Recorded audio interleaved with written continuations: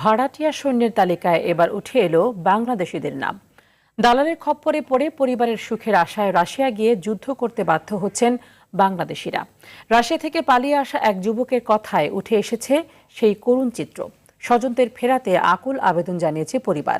অরণ্য গফুর জানাচ্ছেন বিস্তারিত। নাগরিকদের জোর করে যুদ্ধে পাঠানোর পাশাপাশি রাশিয়া ইউক্রেন যুদ্ধে দুপক্ষই ব্যবহার করছে ভাড়াটিয়া সৈন্য।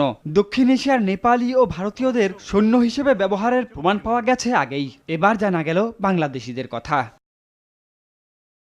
উচ্চ বেতনের লোভে সহদরকে নিয়ে অন্যদের সঙ্গে রাশিয়ায় পাড়ি জমান আকরাম হোসেন, কিন্তু গিয়েই ভুল ভাঙে তার। আমাদেরকে প্রথমে এয়ারপোর্ট থেকে 2 জন লোক রিসিভ করছে, আমাদের পাসপোর্ট সাথে সাথে নিয়ে গেছে। নিয়ে যাওয়ার পর এক ক্যাম্পে রাখছে, সেনাবাহিনীর ক্যাম্প। দালালকে জানাই, দালাল বলতেছে এইখানে রাখবে, এইখান থেকে আমাদের গন্তব্যস্থানে পৌঁছে দিবে। আমরা 3 জনের ডেট আসছে, আমরা 3